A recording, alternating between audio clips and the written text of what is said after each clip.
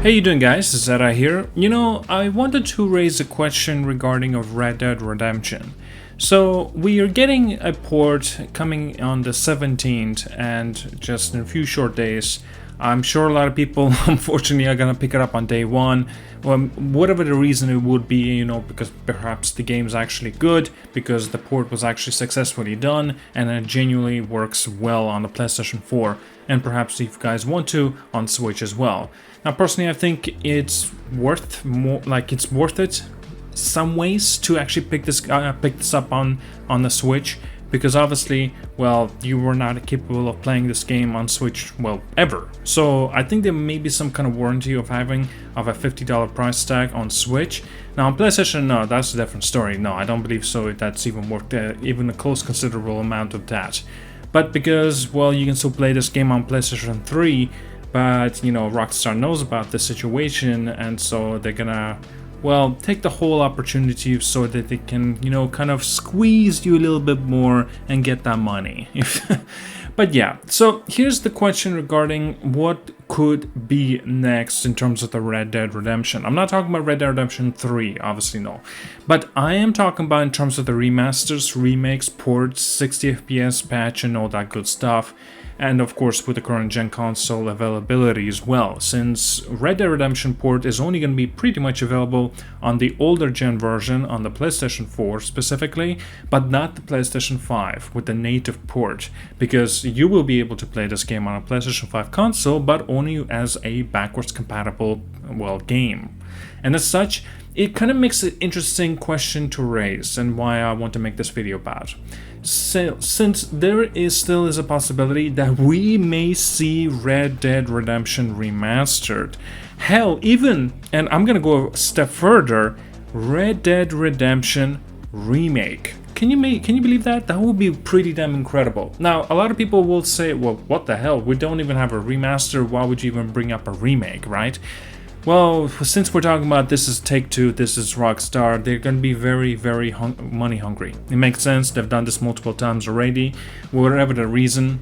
And of course, with their one good step that they actually have made in terms of acquiring GTA RP, you know, the role-playing component that you have on the PC version of Grand Theft Auto Online, I think that's a good move that they made, like actually supporting the modders more or less, because, you know, if you guys know, Rockstar has been banning a lot of modders, right? Like, so you will not be able to play your favorite Grand Theft Auto game with mods attached to it. And as such, now that they have acquired part of the mods and stuff like that with the Grand Theft Auto, the role-playing mod and stuff, it's a good thing, but also we don't know how this actually will result in the future.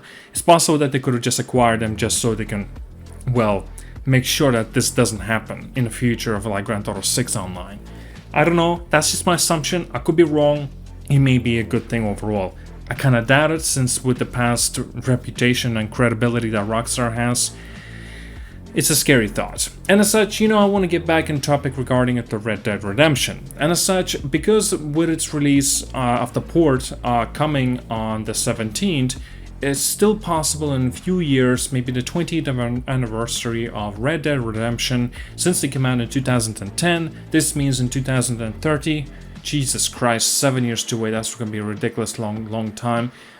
It's possible that we may see a port, or I shouldn't say port, a remaster for Red Dead Redemption 1. And then we perhaps could even see a remake, like maybe on the 30th anniversary. That will be, oh, I don't want to think about the years, that's going to be insane.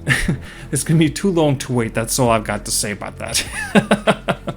But yeah, still, it's going to be interesting to see what kind of decision that they will make in this front. And as such, what makes it also interesting that what kind of direction would they go in terms of the, well, Grand Theft Auto 4, right? Like what goes next for that as well, since it's possible that they could do the same thing, right? Grand Theft Auto 4 port, then Grand Theft Auto 4 remaster, and then Grand Theft Auto 4 remake. Now, I kind of doubt that they would do this. I think they would rather concentrating all their time. This includes Red Dead and Grand Theft Auto into the next installments, right? After Grand Theft Auto 6, they could come up with Grand Theft Auto 7 or Red Dead Redemption 3 or maybe a new IP, we do not know. Rockstar, I don't think they're going to be the ones who be making a remaster or a remake.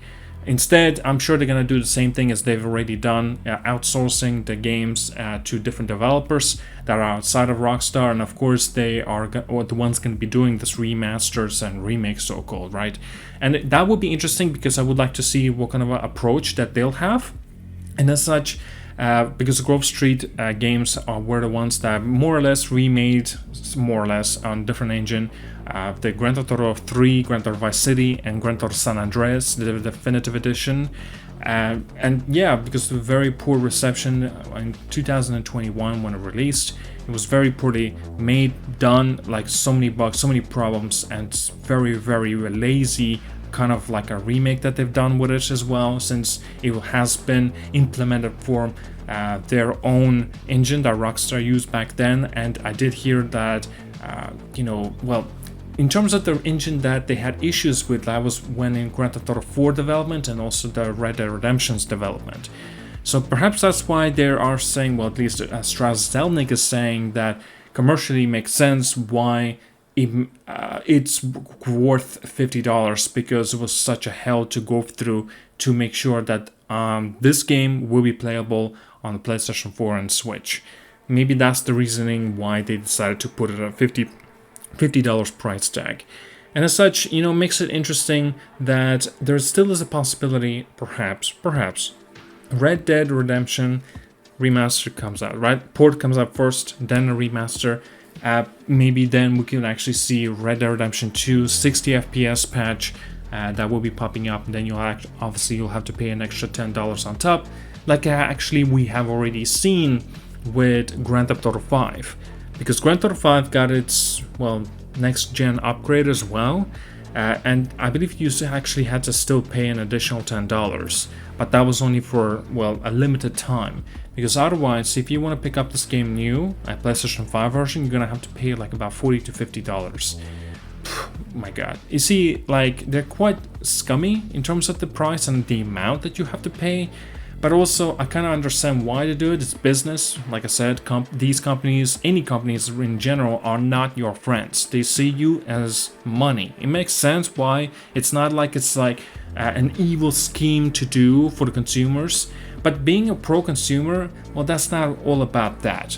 Like, being a pro-consumer, I think what Rockstar does best is simply coming out on day one, their big titles, such as as we have seen before with Grand Theft Auto 4 in 2008, Red Dead Redemption in 2010, then Grand Theft Auto 5 in 2013, and then once again Red Dead Redemption 2 in 2018. And you gotta admit one fact. Day one, these single-player games were absolutely incredible. I mean, to the standards like that did not reach to that point, and still didn't. Like, I mean, the games that they come out and their single-player approach is out of this world, masterpiece. But when it continues in terms of the profit and seeing the investment afterwards, well, that's where the whole credibility just simply falls, really falls. And that kind of sucks, to be honest with you. So, like I said, we could expect still coming out of the Red Dead Redemption Remastered. Still is a possibility to see Red Dead Redemption Remake.